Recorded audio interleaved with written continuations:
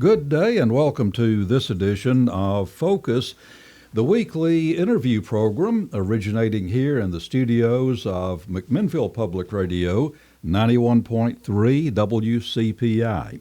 And for this special edition, we're pleased to have joining us media partner BLTV, McMinnville Community Channel 6 on the BLC network. Tammy Vincent is here, operating the camera. Good to see you, Tammy. You and your associates, sometimes your friend Kelvin Bond, one of your colleagues, is here, but delighted to have you with us today, and certainly we want to welcome the BLTV audience. Well, today we're talking about a subject that I guess we become somewhat acquainted with thanks to TV crime dramas and crime novels, thriller movies, things of this sort. That's the work of a medical examiner. A medical examiner shows up when there has been maybe an unnatural, unexpected, maybe otherwise, maybe not totally explained death, and the medical examiner, well, I'll not try to fill in the blank. I'm going to let you explain.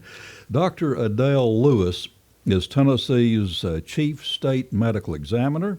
You work in Nashville, and I think when you spoke to the Rotary Club, it would have been a few days ago when this program is on the air, you said we have, I think, 5 regional forensic pathology centers. Was it 5? That's correct, 5 Okay. regional centers. Okay. Exactly, well, for you to explain what a medical examiner does is going to take up our full half hour here. But briefly, when does a medical examiner get involved in a death case? So in Tennessee, by law, the medical examiner has jurisdiction over all non-natural deaths. They also would take jurisdiction in an apparent natural death if that person did not have any known medical problems that could have accounted for their death. Mm-hmm. So we see on the state official death certificate, there is an area for the cause and manner of death. And explain to us why this is so important, so critically important. Correct. So we collect our mortality statistics on a local, a regional, state, and a national level. Those all come from the death certificate data. And so it's very important that we get that correct so that we know what people are dying of, so that we may be able to intervene or fund research into certain disease states and what have you. It's also important to get the cause and manner of death correct for insurance purposes, for families. Right. And you have to have a completed death certificate in order for final disposition of a body. So a body cannot be cremated until there is a completed death certificate. Mm-hmm. And cause of death. This is maybe when we got into the area of an autopsy, maybe not in all cases an autopsy is in order or required, but we hear quite often, particularly in these sudden and unexpected deaths, an autopsy is ordered. What triggers that process? So when one of these deaths occurs, the county medical examiner, who is a medical doctor who lives in the county where the death occurred, will be called. Either that medical examiner or they may have investigators who work with them will respond to the scene and investigate the scene and determine whether or not they can assume jurisdiction over that case. The real purpose of the medical examiner system is to determine the cause and the manner of death, with the cause of death being that anatomic process or poisoning that set into motion the train of events that led to death. And the manner of death is the circumstances under which that death occurred. We have 5 choices for that in Tennessee. We have natural, accident, homicide, suicide, and could not be determined. Could not be determined. That almost seems like we're just sort of giving up and say we cannot assign a cause to this. How often does cannot be determined show up on a death certificate in Tennessee? Cannot be determined is probably about 5% of our death certificates in Tennessee. So we do try to reserve it for those cases that have been thoroughly investigated, meaning that an autopsy was performed. Dr. Adele Lewis is a native of Alabama. I think you grew up in Huntsville, is that right? That's correct. Multi-generations of your family from Alabama. You crossed the border, came to Tennessee, and the rest is history, I guess they say, but you earned your BS in chemistry at Middle Tennessee State University and went on from there to University of Alabama for the MD degree. Yes. And then you did a residency and you had a fellowship in trauma surgery at Vanderbilt. Do I have that right? Yes, that's correct. So at what point did you decide to go in this career path, and what inspired you to be a medical examiner? What got you interested in that very specialized line of work? Well, I enjoyed doing the trauma training, but it was not a lifestyle that I wanted to have for the next 50 years or what have you. So on my 30th birthday is when I said I am throwing in the towel on this surgery residency project that I've been doing, and instead switched to pathology. And the trauma patients and the medical examiner patients, there's a great deal of overlap between those populations. I sometimes would say that the medical examiner's patients have the same disease process. They're just a little further along than the trauma patients are. So it's a similar population, and you see similar injuries. And I think my training in surgery and trauma surgery really helped me with that. I feel like I knew why the trauma surgeons were doing the things that they would do to a person to try to resuscitate them. And I was familiar with the medical equipment that was used, and that really helped. Okay. You notice when here again we talk about the cause of death, and during the COVID pandemic, basically 2020, 2022, during that period, we lost a little over 1 million of our fellow Americans to what's SARS-CoV-2 is it, put the maybe more exact definition on it. In these cases, would a medical examiner be called in, or would just the fact that this person was in respiratory distress for days, was that all that was needed? When there are no other visible, obvious causes of death? So typically those COVID cases were not falling under medical examiner jurisdiction. Certainly we did have problems with, there were a lot of excess deaths during that time. And when you say excess death, that's not a value judgment. That's excess death is defined as deaths higher than the normal rate. Do I have that right? That's correct. We had many more deaths than we were accustomed to having, and so there were some logistics involved with that, and with dealing with the funeral homes and body storage. And so my office was involved with some of those logistics, but the COVID cases themselves generally did not fall under medical examiner jurisdiction. Mm-hmm. When you spoke to the Rotary Club earlier this month, you did note that one of the areas where medical examiners have been involved are in opioid overdose deaths. The good news, you said, in 2024, overdose deaths in Tennessee were down substantially. That's preliminary data, yes, okay. But it looks like we're going to have about a 25% decrease in opioid deaths in 2024. Do you have a theory? I think a lot of that is due to the prevalence of naloxone or Narcan. People can get Narcan much more easily, and they are not really hesitant to use it either. So I think that is probably saving a lot of people. Could I put you down as a supporter of widespread availability of Narcan? You can put me down as that, yes. All right. It's proven to save lives. Yes. And as far as administering it, this is a nasal spray?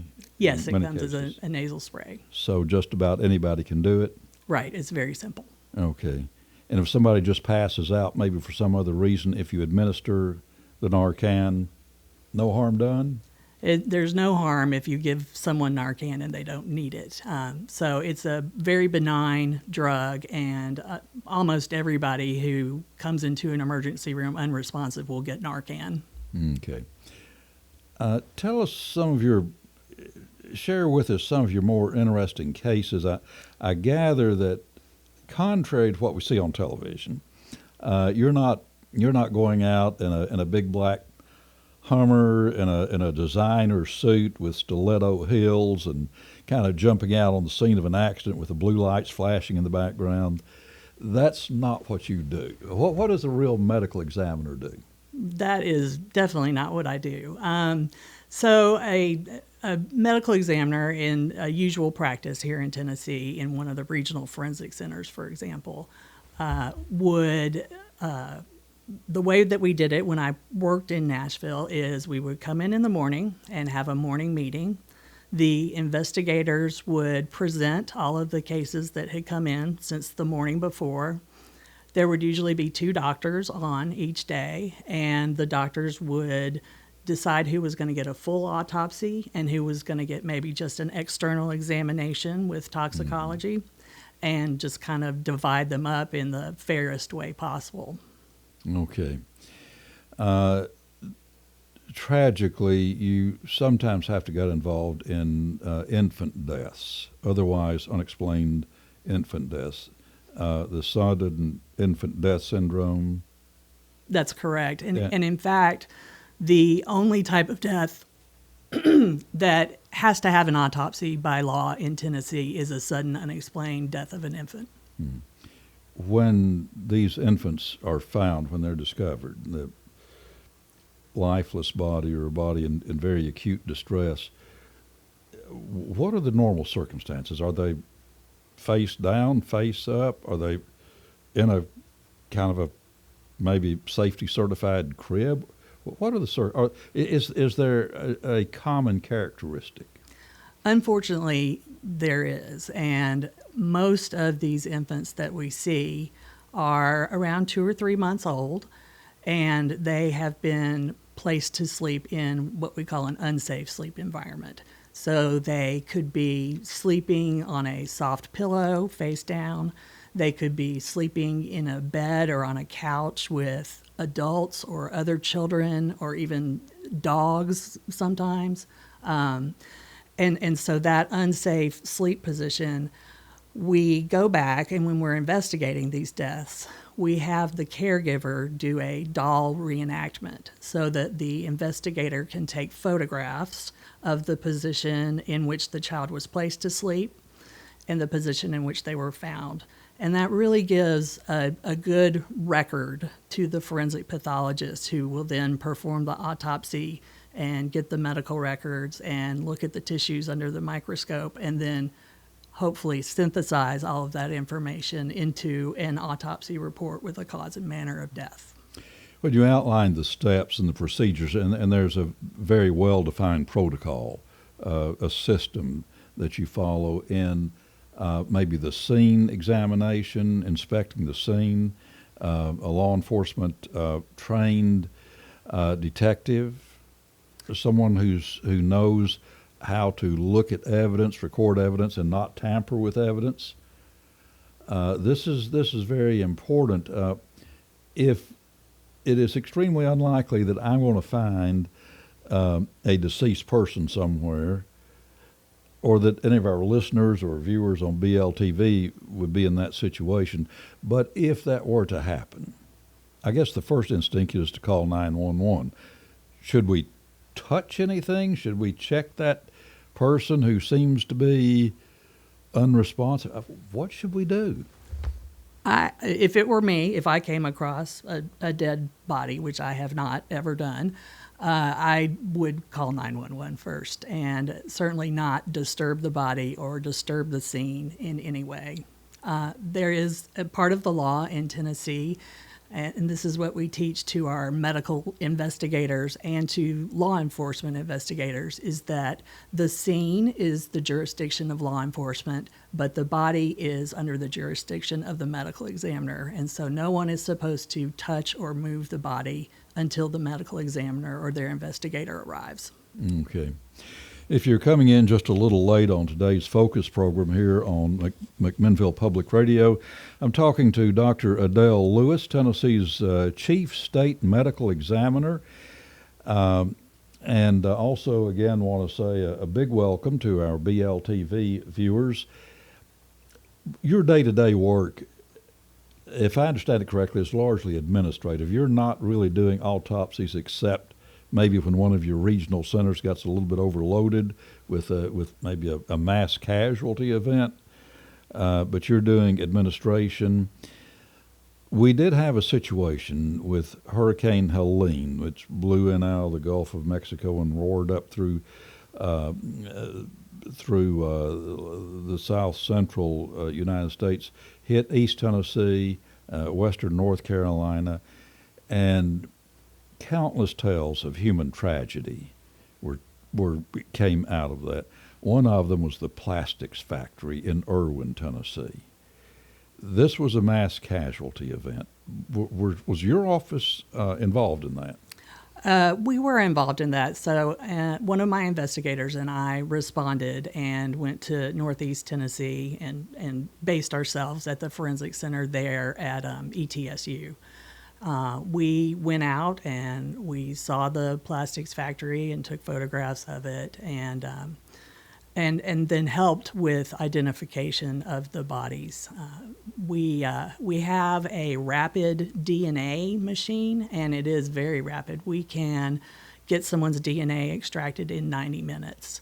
And so if we have a family member to compare that person's DNA to, we can make a match. And so we took our rapid DNA machine with us in case we needed it. I think we only had to use it on one or two of those people.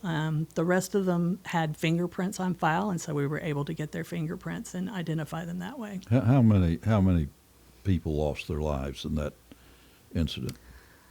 I think it was about 13. Mm. And just as a reminder for our viewers and our listeners, this was a plastics factory that was in the path of the swelling and overflowing Nolichucky River, and a proper evacuation procedure allegedly was not followed, and the workers were essentially trapped in this factory. That's what some of the reports were, yes. Okay. I don't know for sure. That's not mine to investigate. Yeah. In addition to that, some long deceased people showed up. Some bodies showed up. You had some because of the water, the hydrostatic pressure underground. Actually, caskets popped up. We did have some caskets come wash down, and I think they actually originated in North Carolina and made their way to Tennessee. And then it's your job to identify the remains if they're not identified by some kind of document. Then it's our job, yes, to identify them. And so actually my investigator is trying to do that right now with a couple of them. She's working on them today with the DNA machine. I go back to the TV image, the movie image. We always hear about dental records. Is this a real thing? Oh, yes. Dental records are very helpful in identifying someone. We can also identify a body with if we have a chest x-ray from before they were deceased, we can compare parts of their vertebral column to an x-ray that we take after they arrive at the forensic center, and we can match up bodies that way. You also can look at people's surgical hardware and where they have plates and screws if they've broken a bone in the past, and compare an x-ray that you get at the forensic center to an x-ray that they had before. And then finally, we can identify people who have hip implants. There's a serial number on those. Oh. And people who have pacemakers, there's a serial number on those as well. So that makes it easy. Makes it easy to trace. Sometimes it takes, I don't know, of course, all of the power of science, which you have behind you to elucidate these mysterious cases, and sometimes it's just inspiration and intuition, I guess. But you showed the Rotary Club some pictures, faces obscured, but there was one where a man was thought to have been drinking very heavily, and he was found face down in a shallow stream, and you were asking, was he intoxicated and did he just stumble into the stream and maybe drowned, or did somebody hit him in the head and put him in the stream? So that's the kind of thing you deal with. Yes, that's exactly the kind of thing we deal with, is trying to parse out why a person actually died. And in that particular instance, the man and his friends were all drinking heavily and using drugs, and they got into a fight and he was struck in the head. So there was a question as to whether or not that death should be called a homicide or not, or if it was just an accident from drugs and falling into a creek. Mm. And sometimes this cause of death is critically important. You mentioned the cases of Veterans Administration benefits, survivor benefits, and in cases of commercial life insurance policies, what's called the double indemnity benefit. If the death came from accidental causes, the beneficiaries would get twice the face amount of the policy. And sometimes this gets to be a little contentious, doesn't it, when money's at stake? It always gets contentious when money's at stake, yes. And so that's why it's so important to get that cause of death and that manner of death correct, because people do need their double indemnity insurance payment. Or if someone died of COVID, they were entitled to up to $7,000 of burial benefits through FEMA, but it had to be on the death certificate. Mm-hmm.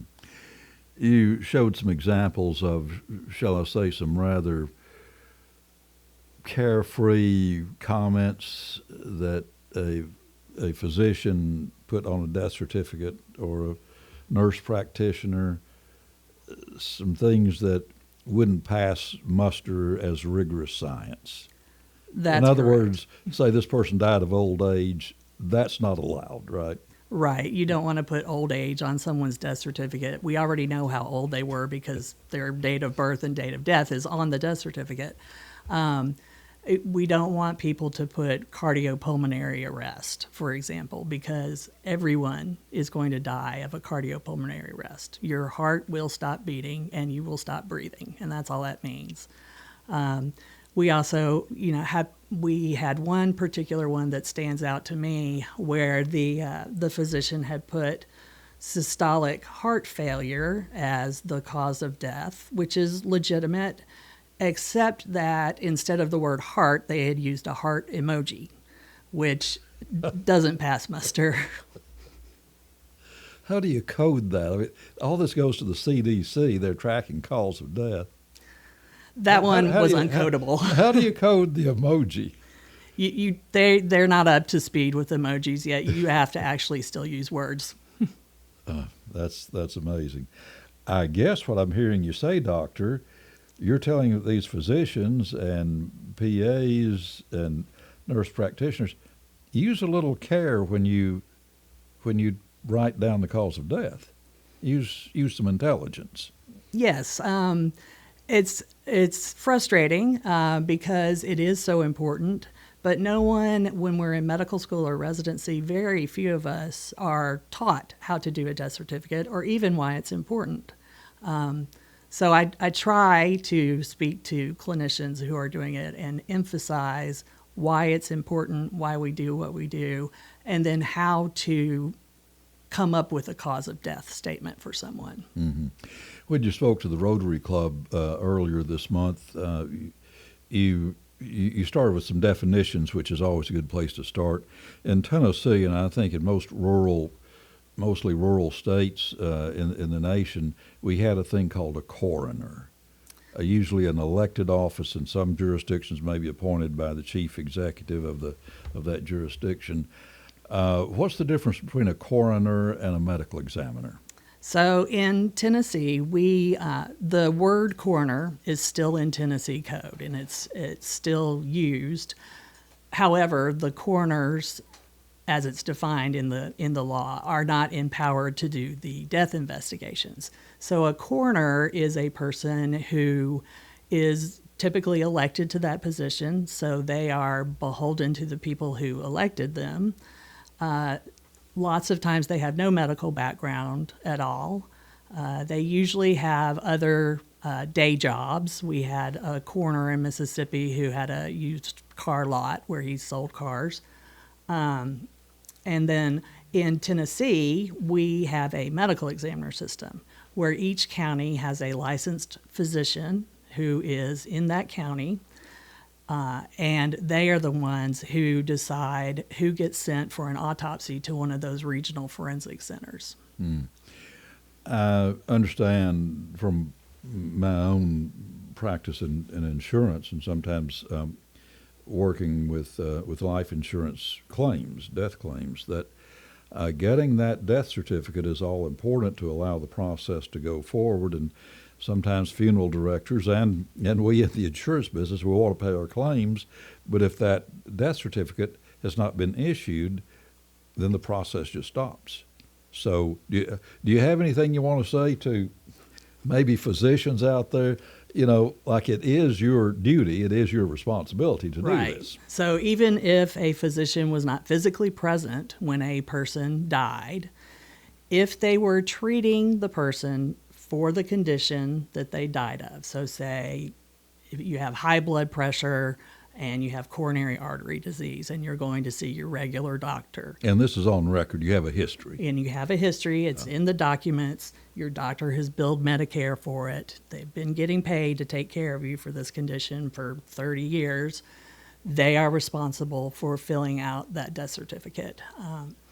And sometimes when a regular clinician will refuse to sign a death certificate, all it takes is explaining to them, here's the process, here's what is going to happen next since you're refusing to do this.